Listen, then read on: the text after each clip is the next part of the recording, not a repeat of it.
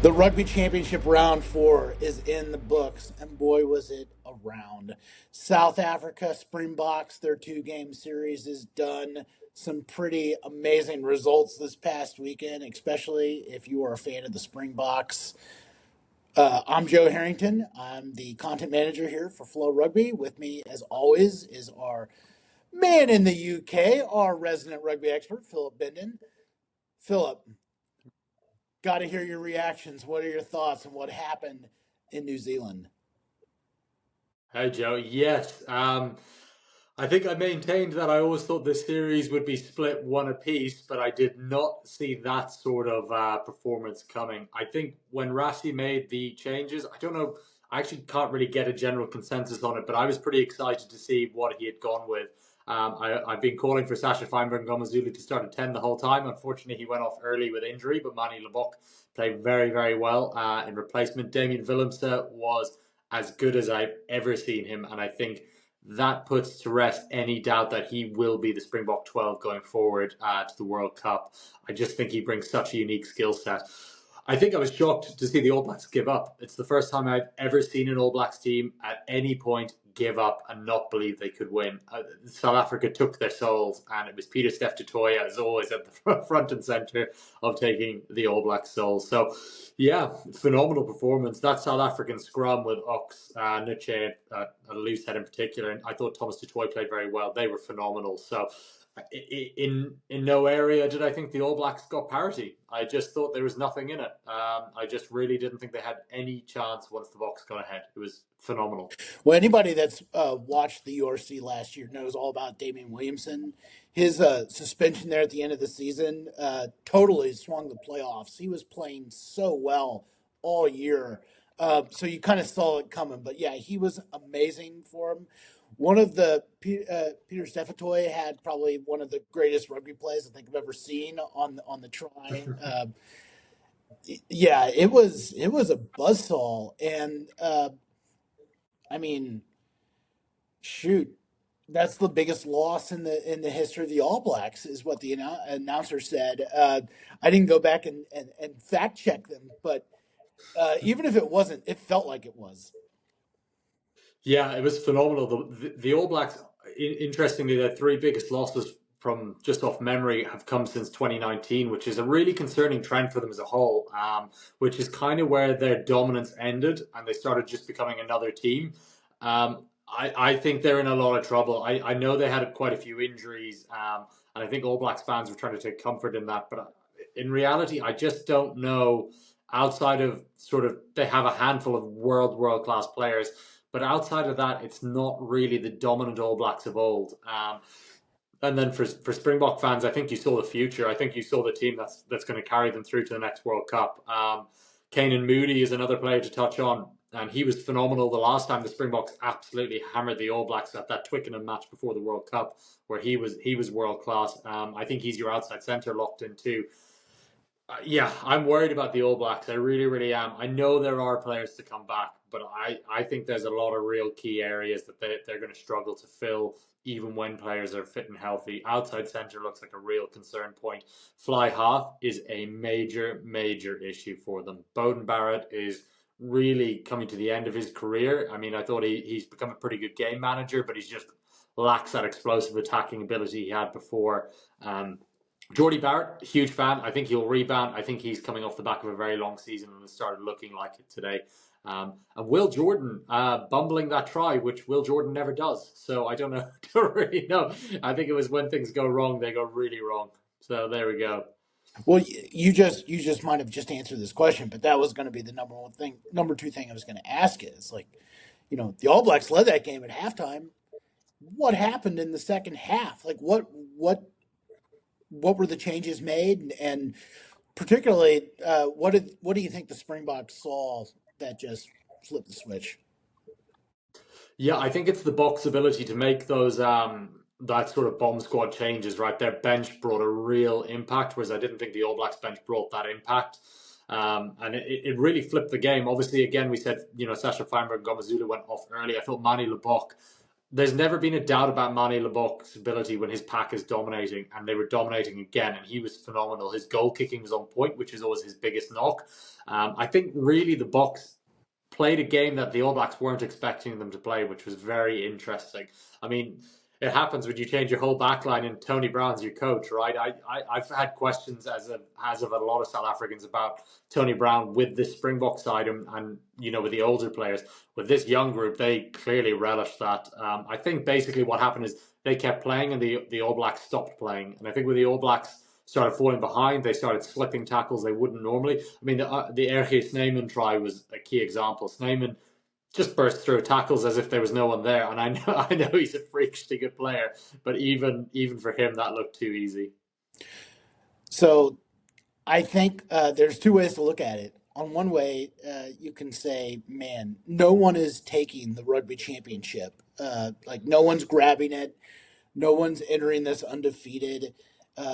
Everyone's got two losses now. Is this the greatest Rugby Championship ever, or are you disappointed that the main teams haven't shown through? I love the parity. I love the parity. I don't think there are main teams currently. It's like you asked me last week whether the All Blacks are the best team in the world. I don't think there is a best team in the world. And I think if you threw France, Ireland, and England into this competition, they would all be at the same point with 2 wins and 2 losses. I think it's just that kind of year in the Rugby Championship, and it's great to see, especially seeing Argentina doing so well. I had a real good feeling the Wallabies would be as advertised in this competition. I thought what we saw on the British and Irish Lions tour and with Joe Schmidt in there, I thought they'd be good. But for Argentina to kick on and be as good as they are, it's made a massive difference. In my opinion, it is the greatest rugby championship we've seen in this sort of 4-team format since 2012. I don't even think there's one that's been close.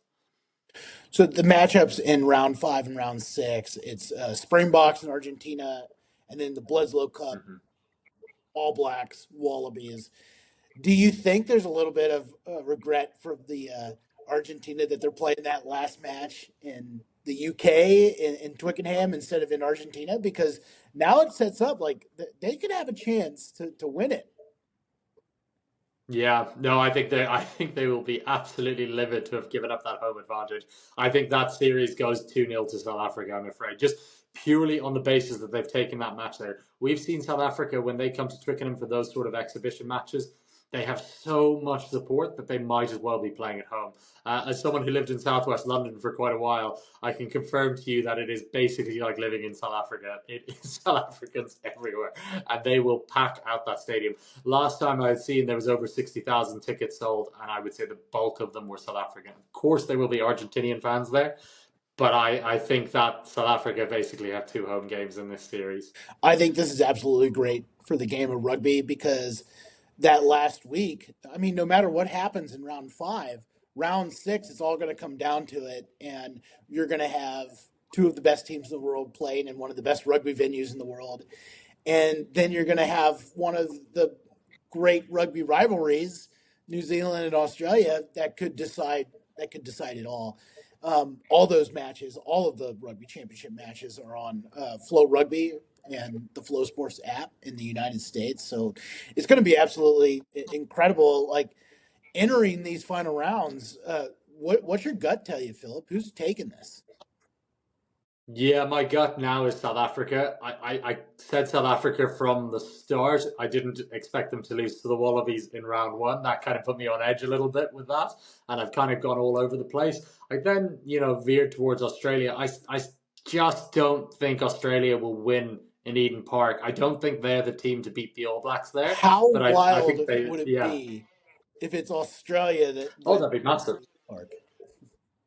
I wonder if that happened and then New Zealand have a bad November, how safe is Scott Robertson in his position? That's a big question if that happened, right? I think they beat them in Perth. I really have a good feeling that they beat them in Perth, which then means, based on what I said previously, that I think South Africa beat Argentina twice, that South Africa take the title. So yeah, it's a tight one. It's a tight one, but that's how I see it playing out. I think South Africa, they now know what their strongest team is, and it's a very different looking team than the one that won the 2023 Rugby World Cup.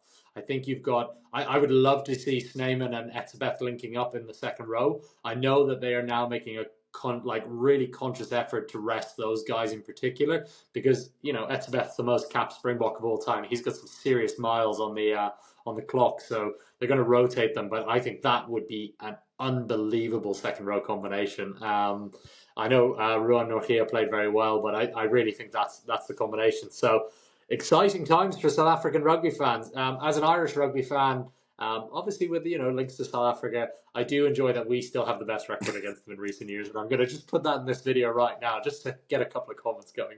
So what I'm hearing you say, Philip, is Scott Robertson's going to lose. He's going to have a bad fall. He's going to lose his job, and the All Blacks are going to hire Joe Schmidt, who's suddenly available. I heard what I would like to call a dirty rumor that Schmidt is going back to the All Blacks as a consultant. I'd hate to hear that. I think he's going to stay with the Wallabies as a consultant, was more reliable sources were telling me. But no, listen, Joe, I don't want that plastered everywhere because I know how you work. I'll look on FloRugby tomorrow. Bendon says Robertson's fired. But I don't know. I think if they got swept by the Wallabies and then they have a poor November, it's very hard to see how they go on. But I'm not saying Scott Robertson's getting fired. I just have to feel like the way where Scott Robertson was in the hierarchy of rugby coaches when he took that job.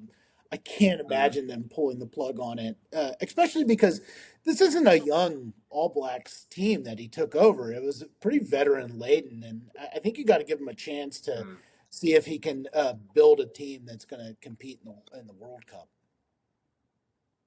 Yeah, no, I do agree with you. I think one thing about Robertson is that he's a culture builder. That's what he was renowned for at the Crusaders. And how long does that culture take to build in? Like you said, he's come into a squad that was established pretty heavily for probably 4 or 5 years before that with players. You're losing all-time great players after the Rugby World Cup when you think of Brodie Retallick, Sam Whitelock, who won that key turnover at the end of that quarter-final. They lost a lot of key players, and obviously Sam Cane, the former captain, retired. He was much maligned throughout his time because it's that old adage of you don't want to be the guy after the guy. He was the guy after Richie McCaw, and I think he got a lot of undue pressure because of that. But again, he was an All Black Centurion, and it's another bit of experience. So it's just, the problem is I do try and follow the New Zealand rugby as much as closely as possible. I feel like I've got a pretty good gauge. I don't think the talent is there across the board like it has been historically. I just don't see a 10 that's going to be as dominant as, say, a Feinberg Ngomazulu long term, or or a Jack Crowley or Sam Prendergast from my perspective, or Finn Smith or whatever. But I think there's a lot of holes in New Zealand rugby that have not been there before, and you never count the All Blacks out. But I just don't think there's enough there for Robertson to really, overthrow the bigger sides in the game, which are currently France and South Africa in particular. And to be fair too, for both New Zealand and Australia, part of the problem is they got to keep some of the players there in the country. I mean, obviously, the amount of Aussies and New Zealand players that are playing for Ireland right now, I mean, that's just an example. Same with Scotland. It's they lose some talent there, and that's what they have to address. Yeah, no doubt. It's an interesting one. It's a funny sort of, I guess, historical thing, right? Where especially you look at someone like Mac Hansen, for example, both his parents are Irish. It's, when you have that sort of expat community, and in particular in these Commonwealth countries, that's always a risk, right? Because historically the All Blacks could get away with it because they had so much talent in every position that, they lose a James Lowe, but it didn't really matter to them at that point. And then Lowe goes on to be a world-class winger with Ireland, for example. His is a different situation because he was, firmly targeted by Irish rugby as a project player. And actually, he should have been an All Black, but he pulled up injured before playing. I think it was in Japan. So that's a really unique situation. South Africa, and what I think Australia have done very well now is Australia have obviously got rid of their rule. They can now select players from anywhere in the world, which means they're not limiting their players to being stuck playing Super Rugby when they can be earning more money in the European or Japanese leagues. I really think if New Zealand want to stay competitive, that's actually what they're going to have to do, because I know they've got Richie Mo'unga coming back, but they've now just played a couple of seasons without their best fly half at the peak of his powers. So it'll be really interesting to see what New Zealand rugby need to do. I do wonder whether there is that case of modernising and just accepting that they can't match the salaries, and the All Black jersey isn't as much of a draw. That's maybe a harsh way of saying it. Isn't enough of a draw for a player to turn down a huge salary in Europe, which it was before. So we both said it would be hard for Australia to have another big second half comeback. They nearly did it uh, against Mm. Argentina. I think the story there was, Argentina and their kicker made 7 kicks. I mean, pretty incredible performance for him. To, talk about that performance about from the Los Pumas, but also like they ought to be looking at that Australia South Africa game and have some confidence going into South Africa. Yeah, I think it was kind of like we said last week with Argentina. I think it was a mature performance this week. If you remember, the analysis last time was that Argentina kept trying to play and they overplayed their hand. This time, Santi Carreras kicked well, kicked long. Juan Cruz Malia kicked really, really well from fullback, and he ran really well. He went over 100 meters made. I think it was a mature performance from Los Pumas. And when we talk about the Wallabies, obviously they exploded into life. That was fantastic, but you can't leave yourself that much work to do. It's like you were saying it in our work chat. I don't know if we're allowed to talk about what platform that is because I don't know what the branding is, but we were chatting about that on obviously our in-house work chat, and you were saying, can the Wallabies come back again? Eventually you run out of lives when you try and play that game. And I do think there was a couple of elements. For example, that last Wallabies try, whatever way you look at it, it was a forward pass. It should have been chalked off. And when you take that score off, it's obviously not quite as close. But I think Argentina, yeah, Argentina, the challenge for them against South Africa is that South Africa is not going to let them get out to a massive lead.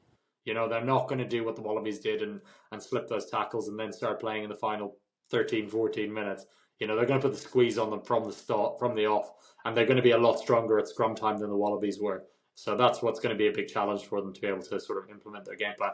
But what's really exciting is they've got two really, really world-class fly halves in Santi Carreras and Thomas Albornoz, which is great. And you can catch both of those guys on FloRugby and the URC and now the Gallagher Premiership. So, the Gallagher, yeah, Prem Rugby. That's what we're after. So, yeah, I think Argentina are phenomenal. They've got depth across the board. And again, that's another country, right, that allows their players to go overseas, play in clubs around the world, bring all that IP back, and just combine it really well. So, yeah, again, I wonder if the All Blacks will take that lead. And I think it's going to be a different test than South Africa has faced, mainly because Argentina is big and they're physical. The Kramer and Montoya, I mean, those guys are so good up front. I mean, outside of the Springboks, they're definitely number two in just in sheer power, right? Yeah, I'd say so. At this moment in time, I would say a fully fit and firing All Blacks pack probably has a slight edge on them. But Marcus Kramer's phenomenal. I mean, he was in our team of the week this week for FloRugby at 7, which is hard given how well Peter Steph Toy played. But I think obviously people forget that South Africans flip their back rows, so their 6s and 7s switch compared to the rest of the world. So he actually probably could have snuck Peter Steph Toy in 6. I digress. I go back. Kramer is phenomenal. Yeah, I mean he's got to be the best defensive back row in the game at the moment. Just smashes everything. And what really impressed me about him this week is if you really kind of player watch with him, it's the work rate to get off the ground and be an option at carrying all the time. So his numbers aren't massive in terms of meters made, but when you look at how many times he's carrying into heavy traffic, that just kind of sort of compresses a defense and then opened up that space out wide. So yeah, no, absolutely incredible. Montoya, he's just like an ageless wonder. The guy just gets better every year. He's so good. And across the board, Joel Sclavi is a massive, massive prop. All of their props are huge. Like you said, there's just a massive power game. Yeah, I think they're really great. And then they have Pablo Matera coming off the bench like a wrecking ball. So yeah, I wouldn't want to be defending those guys with like 20 minutes to play and your legs are heavy. So we'll wait to do our picks for the next round next week. And here's a little teaser for folks. Next week, it's our super preview episode that we're doing. We are going to deep dive URC. We're going to deep dive Prem Gallagher. Uh, Big week next week in club. Now, the top 14 just finished their second round. Philip, what have you seen from the top 14 so far? Typical top 14 chaos. I mean, I didn't see Racing absolutely annihilating UBB. That was bizarre. And it was a good Bordeaux side. It's just It's interesting this early in the season, how teams settle into their rhythm. La Rochelle were very good this weekend against Clermont. I thought they looked really solid. Ronan O'Gara's side's looking like a real challenge again. Po are a massive surprise. Lyon, obviously Toulouse are doing what Toulouse do, even without Antoine Dupont, and they're only going to get better. I love that competition. I just think it's pure chaos every week. It's so hard to get a win on the road. I mean, you could be last place in the top 14 playing the top team, and somehow you could just win at home. It's just bizarre. So yeah, really loved having it back on. Our power rankings are going to be coming out again soon. I just want to get a little plug in for that. It's been spitting out some very interesting numbers for just the top 14 games, so I can't wait to get the URC teams and the Premiership teams plugged into the algorithm. So yeah, So overall, I think it's just so early to decide where anyone's at. The big teams, I think, are always going to be there when it comes to the end of it. You're going to have your La Rochelle, Bordeaux, and Toulouse, but I think Po are my outside bet for a real run at the knockout stages this year.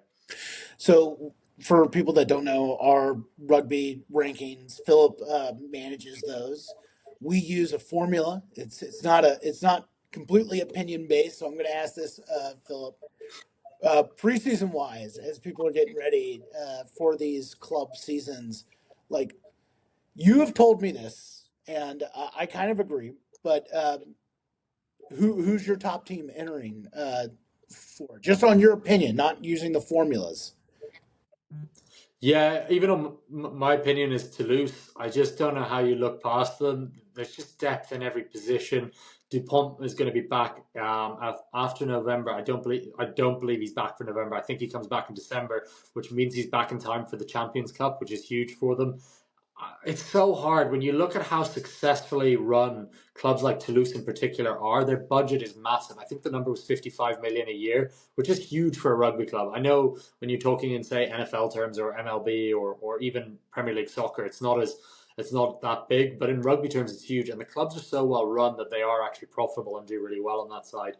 And it all ties into that success. The success off the field breeds success on the field and vice versa. So I think for me, Toulouse are clear number one. I think Leinster are number two. Now that they've won the URC and got that monkey off their back, I think they're going to be a really tough side to beat this season. I do think Jordy Barrett's a big loss, but I did see Jacques Nienaber has signed a new deal with him, as is Tyler Blayendal, so they've kept their coaching ticket in place. There was obviously a lot of chatter would Jacques go back to South Africa for the World Cup and steal all of Irish rugby's ideas. He's not going anywhere yet, folks, so he's locked in. And then I had the defending Champions Cup champions in third place in Union Bordeaux-Bègles, but I think everything kind of came together for Bordeaux. Now, don't get me wrong. I think they're a phenomenal team. Everything came together last year in the Champions Cup with, Dupont being out injured, Leinster having a almighty choke, which we say it every year, but I don't see them doing it again. But you never know. I think that Leinster had to win the URC after they lost the Investing Champions Cup, and they did that.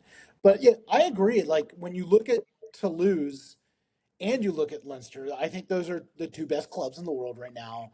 And you look at their rosters, it's like Toulouse has arguably one of the best Scottish national players. They have one of the best English national players. They're loaded with French nationals. And same way with Leinster. I mean, you've got R.J. Simon on that team, and you have Rico Imani is joining that team in place of Jordy Barrett. So that's an All Black and a Springbok and like 90% of the Irish national team on Leinster. So obviously, those teams should be at the top there. Yeah, no doubt. And I know you're going to call it biased, but as a proud Munsterman, I'm aiming for a semi-final in the Champions Cup this year. That'd be lovely. I think Clayton McMillan makes a big difference to us. And but yeah, no, in reality, I think La Rochelle are that fourth team in that mix. Obviously, you've got Northampton. You can't count out Northampton with what they've done in recent years. They've been phenomenal, but I think for them the challenge is again that squad depth when it really comes down to it, because they're going to have to focus on one or the other, the Premiership or the Champions Cup. They just don't have enough depth to sort of focus on both. And then Bath Rugby, obviously the reigning Premiership champions, I think they take a real step forward this year.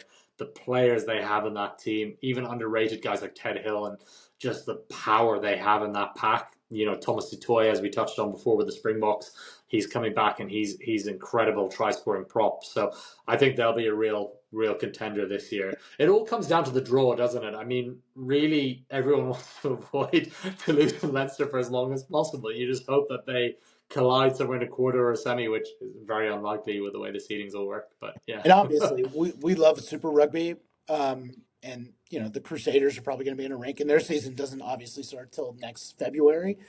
Obviously, the biggest difference I see from the European rugby and Super Rugby is Super Rugby has some of the best offense that you'll find in the world, but the defense is just not on the same level as the European leagues. I think that's fair to say. I think that the Super Rugby teams could score on these, but they're not. They're going to give up a lot. Yeah, I think so. And I think when it comes down to it, the power game, I think the European clubs, just with the amount of players that they have, even from the Southern Hemisphere, I think hold that edge, right? Like, I think if it came down to a big slugfest, you got the European teams. But if you're playing an open, fast, expansive game, the Crusaders are a hell of a side. The Chiefs are a hell of a side. The Brumbies are really good. For me, next year, I think the Reds are going to be a real side that are contenders. When you just look at their players who are playing for the Wallabies and how well they're performing with your Harry Wilsons, Tate McDermotts, guys like that, I think they're going to be a real contender. So, yeah, by no means, I'm not one of these guys who underrates Super Rugby.